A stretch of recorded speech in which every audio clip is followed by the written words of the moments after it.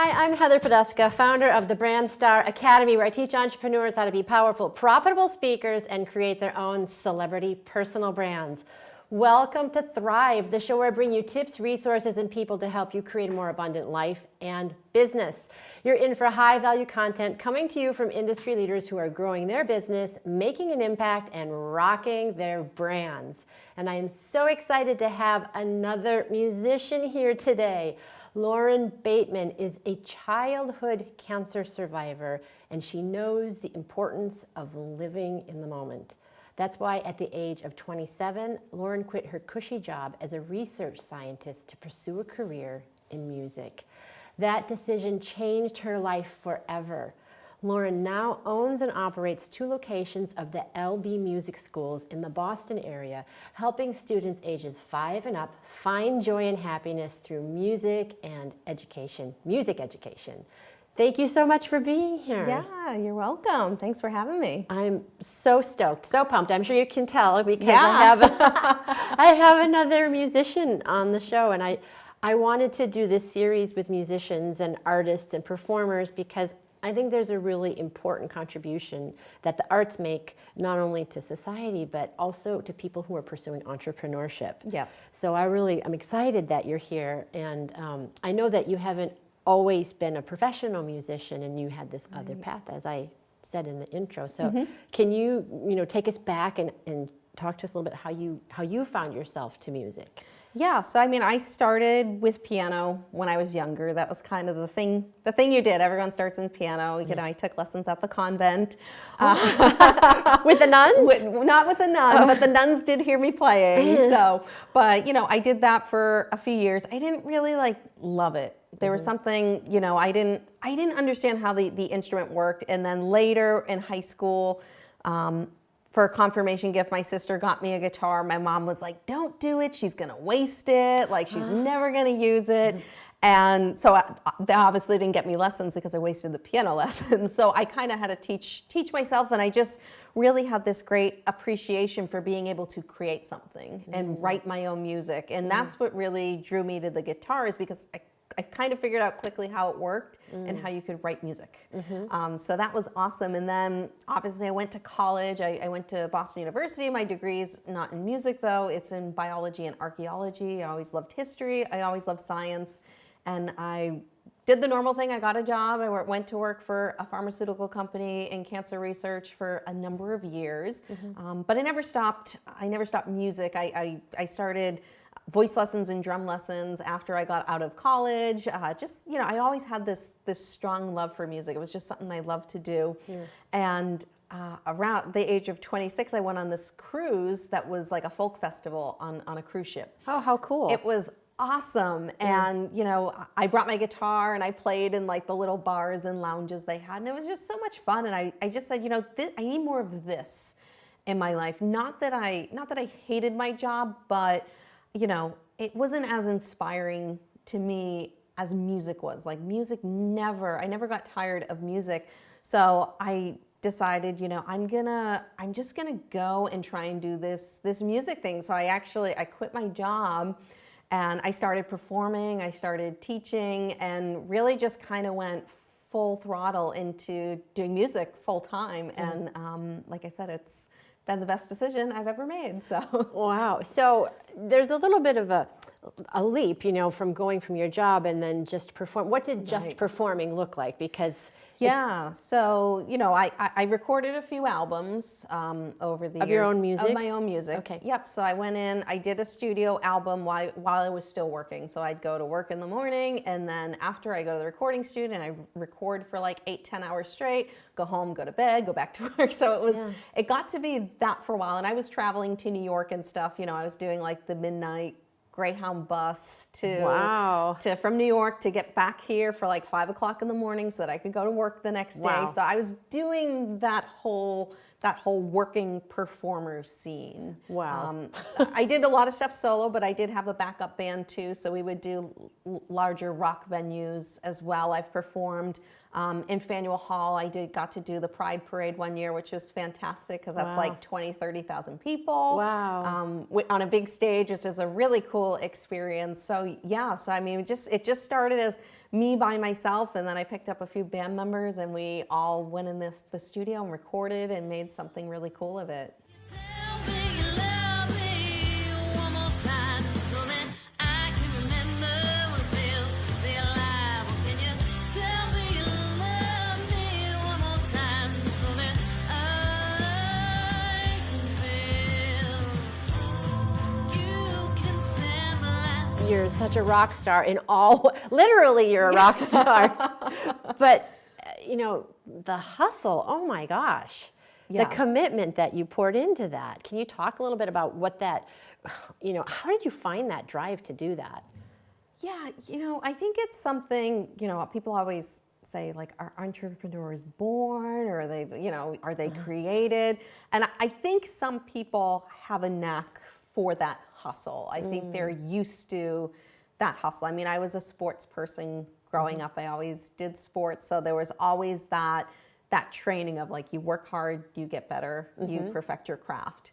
So the same thing with music is, if you want to make something out of anything, you have to put the time in, and you have to be willing to go out there and do some of the things that other people might not be willing or wanting to do, to kind of get ahead a little bit. And it's the same with the music school. There's lots of people out there who are teaching, but if you want to take things to a certain level, you have to be willing to make the sacrifices that are needed to kind of get to that next level.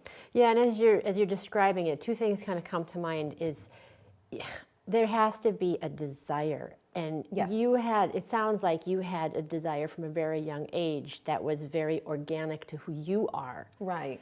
And that spark just stayed with you. Right. And I think that when you have that connection to who you are on a deeper level, Yeah. that often gives you the energy to hustle. I think what entrepreneurs bump up against a lot of times is they're not aligned with their true North Star. Right. Or they're chasing money.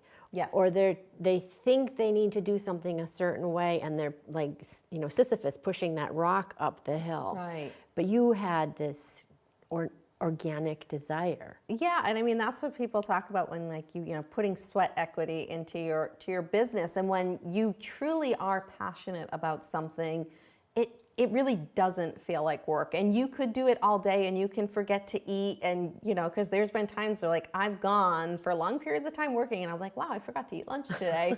It happens when you're really passionate about something.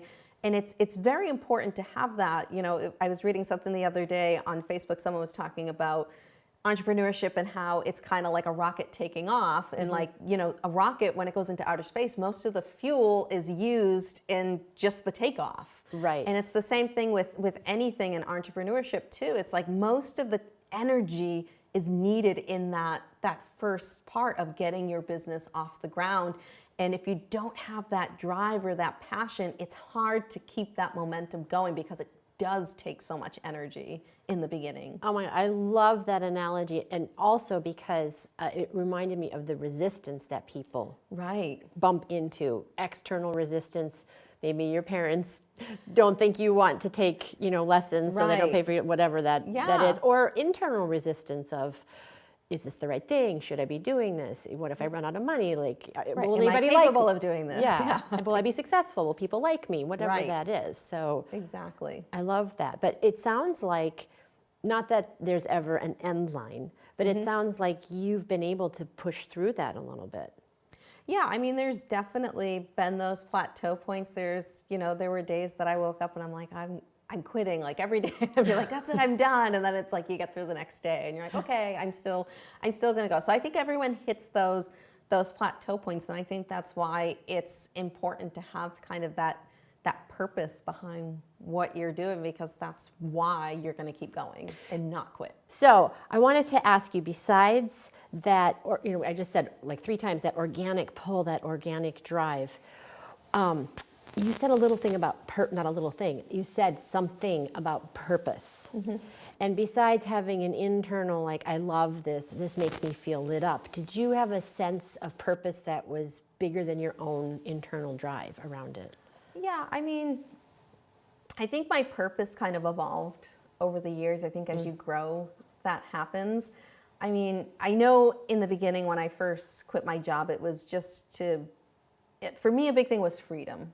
Just being able to do what I want to do on my time schedule when I needed to do it. And part of that was the creative process of being able to write. And a big part of that stems from being the childhood cancer, having cancer at a young age, knowing how important life is. And that was the big stressor for me at work was, you get up at 5 o'clock in the morning, you get to work for 7 a.m., you work through the day, and then you have like this hour commute home. And I just felt for myself, I'm like, I feel like I'm wasting potential. I feel like I'm wasting my potential by doing this and not having enough time to do this other thing that really seems to be calling me. So in the beginning, I know it was more of that push to do more of what I felt would fulfill more of my potential. And then when I started getting into teaching, I was really driven by helping others and helping people, particularly older adults. I love working with people in their 40s, 50s, and 60s who are like, I've been wanting to do this my entire life. I don't think I'm capable of it. Am I too old? And the answer is always no, because you can teach anyone to do anything, even later in life. And it's very inspiring to help someone who's wanted to do this thing their entire life, and you're the person who helps them get to realize that dream. And that's so cool. Even if it's just someone strumming a few chords or being able to sing a little bit of their favorite song, and they're like, wow, I never thought I would be able to do this. And it's really great. So that has become a bigger part of the purpose is really helping others just have fun with music. Because I think, like you said, the arts has kind of this, community responsibility. And I feel, everyone should have the opportunity to experience music in a way that inspires them. Because obviously I was very inspired by music. So I wanted other people to have that experience too. Yeah, and I love what you're saying about, are you healthy now, that you're cancer-free now? Yeah. Yeah, and that's so wonderful. Yeah. And I don't know if this is true for you, but I've heard other people who have had major illnesses who've recovered that said it was such a gift because it awakened them to absolutely. to life.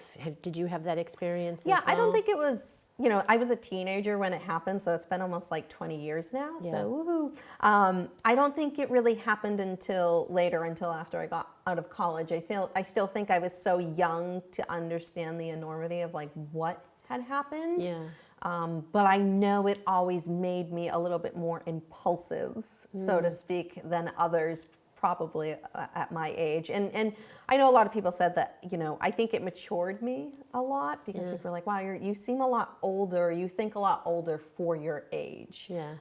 Even now that I'm in my 30s, people are like, you just seem like you're young, but you seem like you're much older than what you are. And I think part of that comes from that experience of having to grow up real quickly and deal with the fact that, hey, I might actually die young.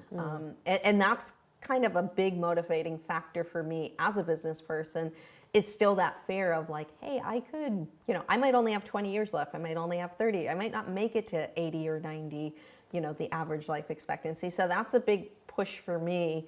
And that's a big motivating thing, is that fear that I want to be able to create that freedom for myself to be able to, hey, I want to go to San Diego. I want to be able to go here or see this great thing.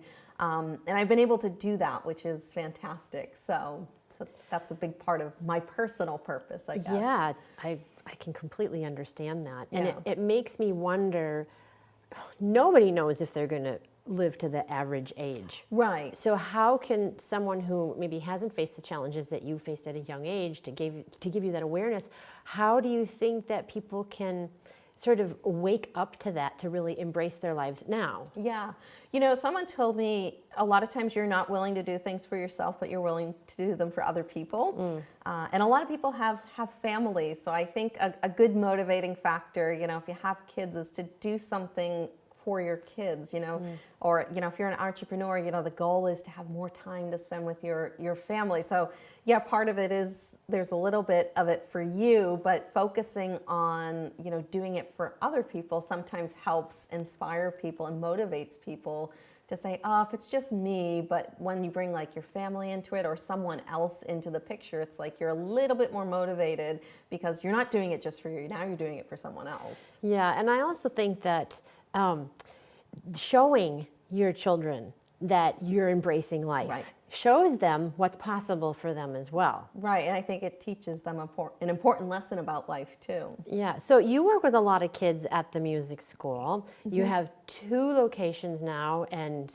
possibly more Yeah, coming down the pike. Did you have a vision for this expansion and having these different locations? And do you have a vision that's even bigger than what it is now?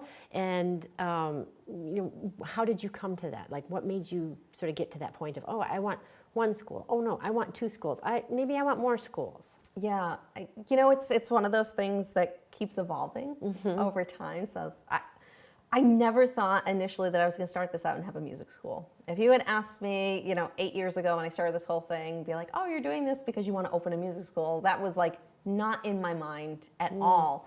But I think as you get into things, I was a solopreneur at the time and business was going well, but it was part of that, I guess you could say, that purpose of having more freedom. I didn't want to give up more of my time to grow my business. So I was like, okay, how can I keep growing this without giving up more of my freedom? Like the whole reason I started doing this was for this freedom aspect. Right. So I said, well, maybe I can start leveraging other people's time. And that's how I hired my first employee, which led to me opening a music school.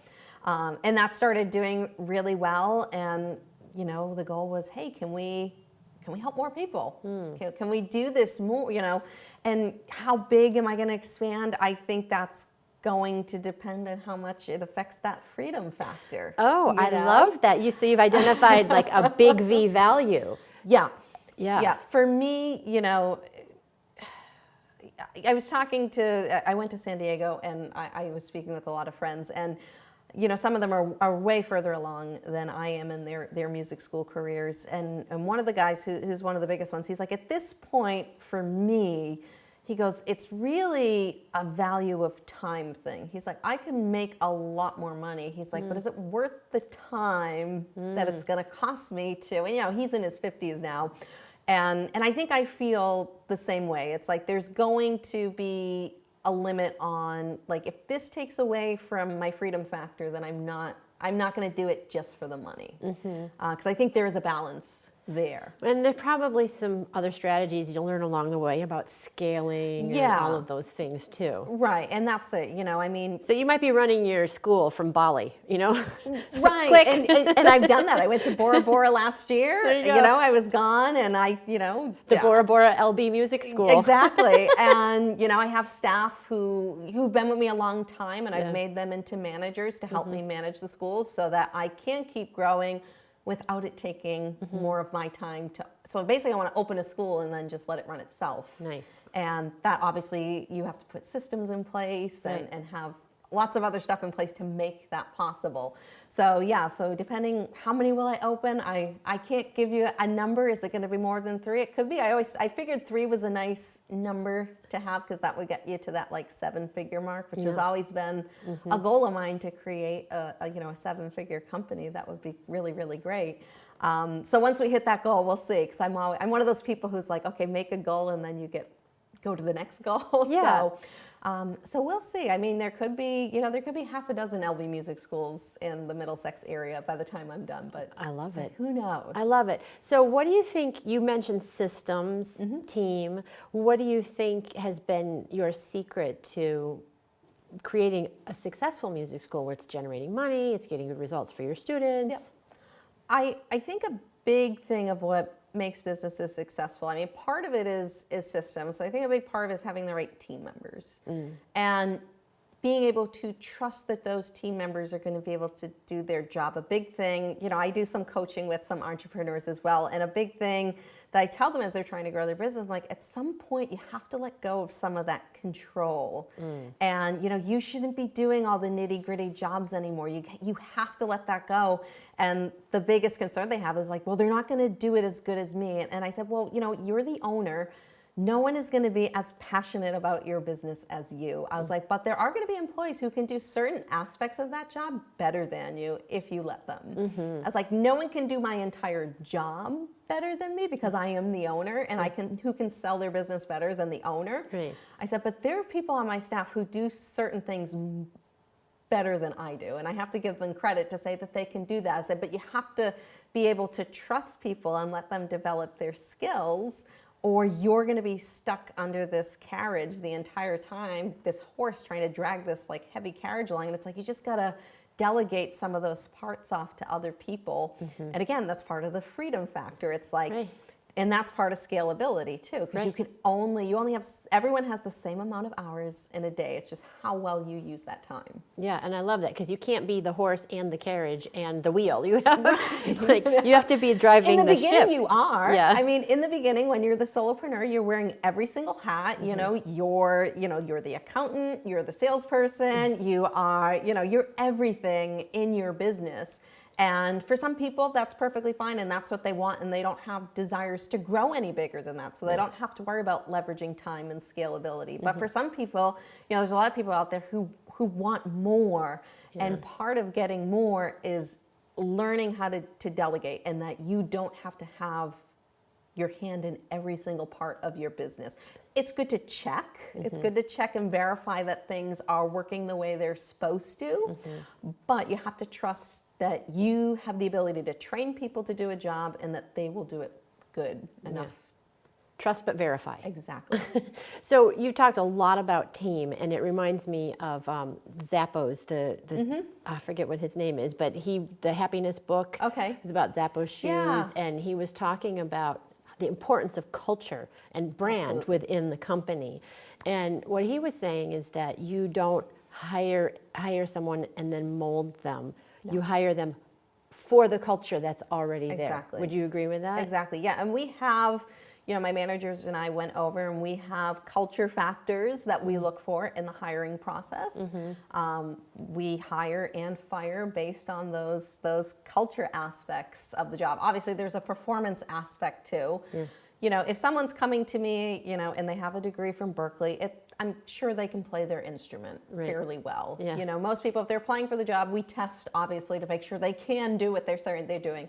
But for us, it's more about those personality issues.